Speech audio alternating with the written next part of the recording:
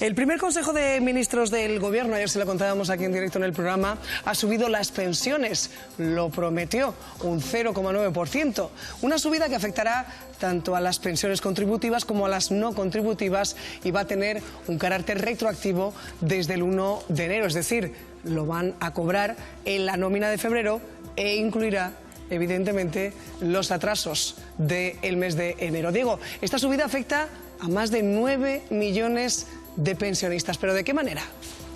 Pues buena pregunta, vamos a hacer cálculos. ¿Cómo afecta al bolsillo esta subida de las pensiones? ¿Qué significa ese 0,9% más de revalorización? Para eso vamos a poner 3 ejemplos muy prácticos de pensiones reales. Empezamos por la más común de las pensiones mínimas, la de aquellos jubilados de más de 65 años que tengan un cónyuge a cargo. A partir de ahora cobrarán 843 euros en 14 pagas. La subida supone para ellos 7,5 euros más al mes. Cuando hablamos de pensionistas jubilados, hay que pensar en esta siguiente cifra. Es la media de lo que cobran todos a partir de ahora, 1.153 euros. Este año van a recibir, por tanto, 10 euros más al mes. Y por el sistema público de pensiones, ningún jubilado recibirá más de 2.683 euros. Esta es la pensión máxima, que se ve incrementada en casi 24 euros. La pensión no contributiva se queda en 395 euros al mes. Así se han referido los sindicatos y la coordinadora estatal en defensa del sistema público de pensiones a la revalorización. Pensiones, digamos, miserables, que no se pueden llegar ni a vivir. No me parece una noticia muy extraordinaria del primer Consejo de Ministros. Derogación del 13, recuperación del poder adquisitivo de las pensiones y medidas de ingresos para garantizar el futuro del sistema público. Bueno, aquí lo hemos contado desde hace 2 años. Nuestros pensionistas salen a la calle semana tras semana movilizándose para conseguir esas pensiones dignas. El movimiento acumula ya 104 lunes de concentraciones y han prometido que no se van a rendir. Tienen tiempo y ganas de pelear. Así que vamos a ver qué les ha parecido esta subida, este 0,9. Tenemos en plato a Paca Atricio, ella es una pensionista. Paca, qué alegría tenerte por aquí con nosotros. Qué alegría para mí estar con vosotros. Bienvenida. ¿Estás contenta? Estoy expectante. Ay, vale. Estoy expectante. Hasta que no lo veas no te lo crees. No es que no me lo crea, creo que se ha dado un paso interesante, una expectativa de que por primera vez un presidente del gobierno, nada más constituir el gobierno, se dirija a los mayores y a los pensionistas con una subida absolutamente insuficiente, indudablemente, pero con una subida, bueno, yo creo que es expectante, bueno, se puede empezar a hablar, porque antes no se podía ni empezar a hablar. Por lo tanto, sin duda es más que simbólico ese acto del nuevo Ejecutivo. También hemos invitado, porque luego lo que queremos saber es si cuadran, si salen las cuentas o no, y quien tiene la calculadora aquí en el programa es Luis Garbía, él es profesor de Mercados Financieros de CADE. Luis, bienvenido. Encantado. Así para empezar, ¿salen los números? Los números no salen, pero contestando a tu pregunta que le has hecho a Paca, yo sí estoy contento porque en parte la he conocido y vamos en la misma dirección, cosa que es importante. Los números no salen ahora mismo para nadie. Lo que para los pensionistas es poco, unos 9 euros por 1.000 euros de pensión, corrígeme Paca si estoy equivocado, para el Estado son 1.400 millones de euros. Eso es un agujerito. Eso es. Hay que diferenciar ética de estética. Esto es estética, pero la estética es importante y al final todo converge. Se está lanzando un mensaje que no quiero caer en el optimismo loco, porque luego está José Luis Escrivá. Que José Luis Escrivá, el ministro que sabe perfectamente lo que se hace, o quiero creer que sabe, y además lo que sé hasta ahora me hace ver que estamos yendo todos en la misma dirección. Yo creo que es muy interesante, efectivamente es insuficiente lo que se hace, hay que abordar las grandes cifras con grandes proyectos a largo plazo y a corto, porque realmente lo que dice Luis, que hemos estado hablando antes, tiene toda la razón. Los pensionistas no podemos pedir por encima de lo que el Estado puede dar, porque los demás tenéis derecho a vivir y tenéis derecho a cobrar una pensión digna. ¿Qué sería, Paca, una pensión digna para vosotros, que salís lunes sí, lunes también, semana tras semana, decía yo, 104 semanas ya peleando en la calle? ¿Qué es para vosotros una pensión digna? Eso es muy complicado de decírtelo, porque claro, una pensión digna para los vascos, para nuestra gente que está en Vascongadas, en el País Vasco, son 2.000 y pico euros. Puede ser 2.000 y pico euros una pensión digna, seguramente, pero las cifras de Luis se dispararían inmediatamente y arruinaríamos el país. Yo creo que tenemos que... Pero para empezar, tengo que decir una cosa, ya me conoces, María. Nosotros no pedimos ya para nosotros. Yo ya tengo una pensión y me permite vivir. Pero claro, he cotizado al alza siempre y además mucho tiempo. Eso nuestra gente joven, chicos y chicas jóvenes, no tienen posibilidad de hacerlo como no se cambie la reforma laboral que implantó el señor Rajoy. Sí, totalmente de acuerdo. Lo que hemos estado hablando antes estábamos de acuerdo, pero tienes tú, Paca, más razón que yo. Y me voy a explicar. Bueno, mi hija acaba de estar ingresada en la Seguridad Social. En La Paz está fuera de peligro y no pasa nada. La Seguridad Social hay que pensar en ella, que José Luis creo que está pensando en esa dirección, sí, como Seguridad Social extendida. Me explico. Por un lado, gracias a mis padres y a mis suegros por toda la ayuda que me han dado este fin de semana y que me dan siempre. Pero además es que cobran una cotización y además su gasto de seguridad social será grande también. Hay que empezar a separar partidas presupuestarias. Sí. Tenemos que saber exactamente cuántas son las cotizaciones que van a cada uno. Tenemos que saber exactamente, porque ya lo sabemos, pero no se deja saber. El Estado, el déficit presupuestario son 30.000 millones de euros. La parte de las pensiones son 18.000 millones de euros al año. Son números... Solo para pagarlas, digamos. Solo para pagarlas. O sea, se ingresan 135.000 millones... Se ingresan de cotizaciones 135.000 y se pagan 150.000. Es decir, los números, Luis, pueden salir, habrá que hacer un encaje de bolillos, pero se puede. Se puede, sin duda, sí. Como yo creo que está apuntando José Luis, metemos el déficit presupuestario en el presupuesto general del Estado. General del Estado, es que no hay otra.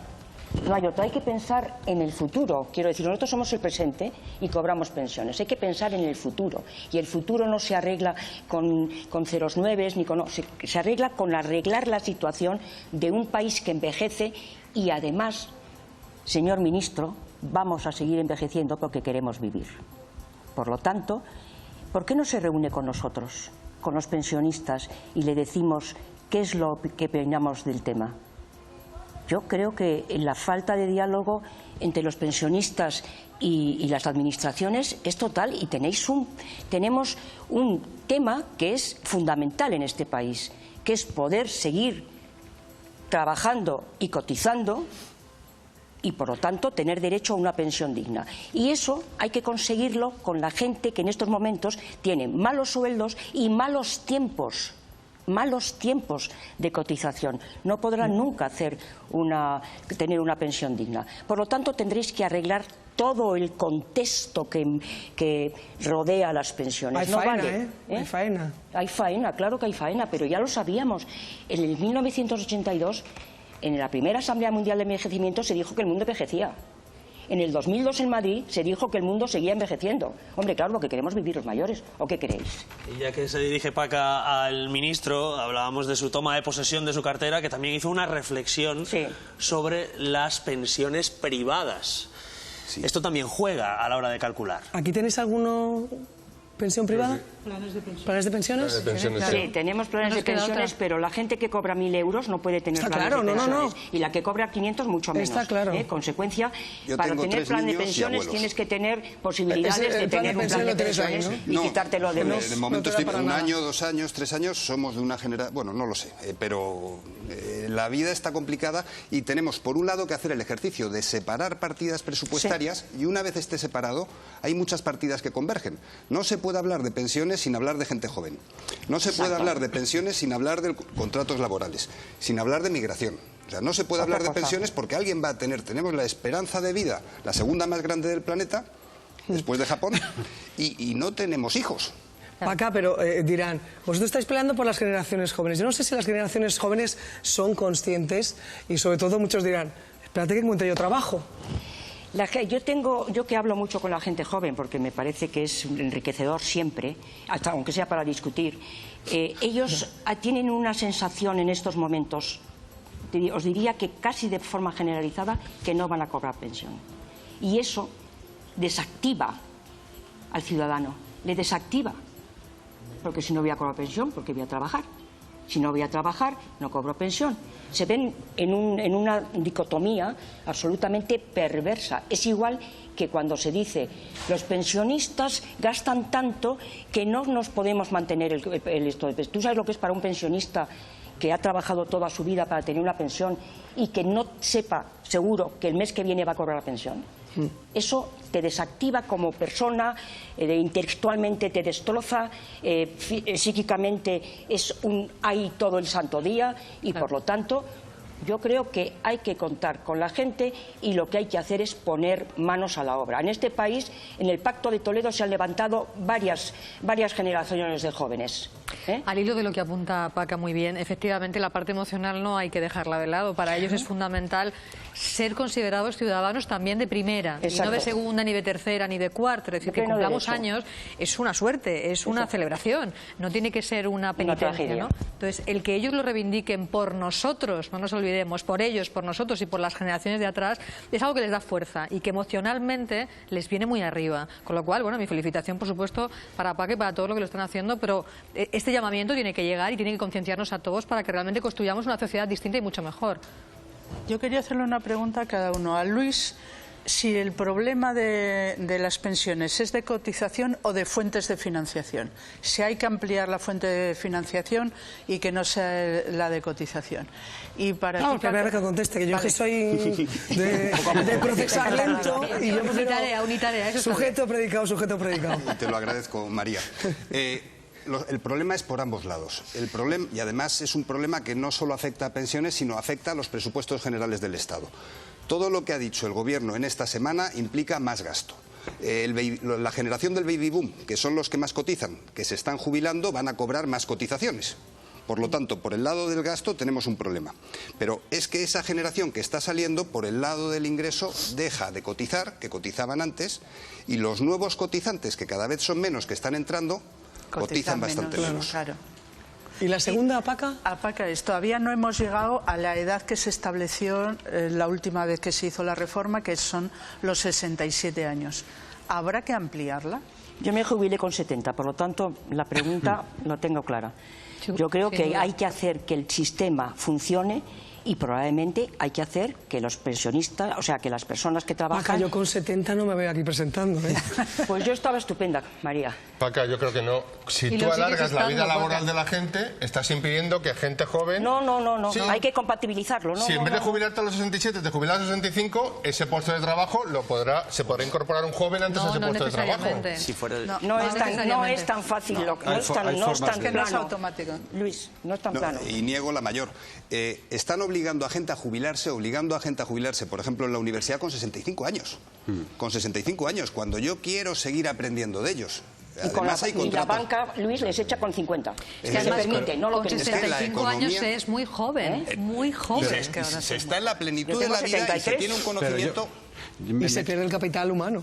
Me niego a comprar el marco mental, que han establecido, no se sabe qué intereses, de que existe un enorme riesgo de que no vayamos a cobrar las pensiones, porque esto es Europa, no es Florida, no es un lugar donde un montón de ancianos están trabajando para otro montón de ancianos que sí que han tenido la suerte de jubilarse. Esto es la Unión Europea y tiene que, por supuesto, acreditarse la voluntad de todos los partidos políticos para que, por la vía de ingresos que sea necesaria, las pensiones estén garantizadas. No debemos comprar ese marco mental. Es que no es aceptable. No es aceptable. Y yo sí que compro para esa idea tuya de que las pensiones manan de los salarios dignos.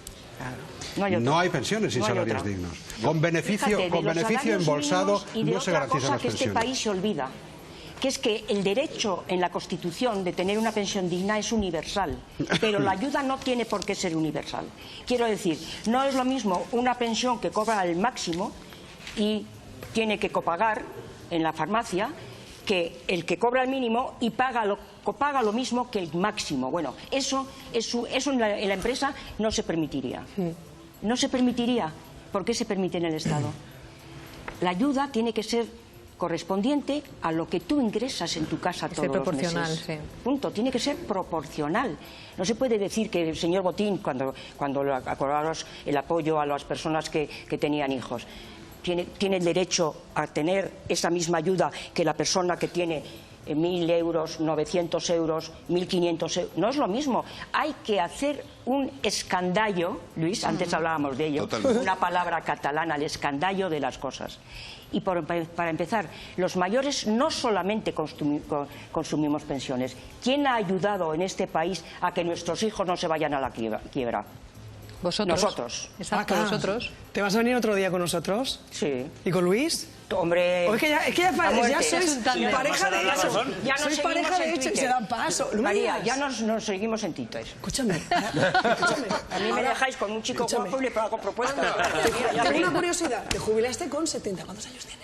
73. Voy a hacer 74 en julio. Está estupenda. Ahora, Paca, no cuentes de lo que hemos hablado antes. No, eso para luego lo dejas con nosotros. Eso para Twitter. Paca, Luis, un placer teneros por aquí. Y ya os digo, y ya os adelanto pues María, que os seguiremos llamando. Bueno, cuando quieras. Mucha fuerza. Nos seguirás llamando porque habremos arreglado las pensiones. Sí, y lo contaremos aquí. A por ello, chicos y chicas mayores y pensionistas. Bueno, acaban de publicarse los datos del IPC de 2019. El Instituto Nacional de Estadística confirma que cerró el año con un 0,8% después de subir 4 décimas en diciembre por las gasolinas.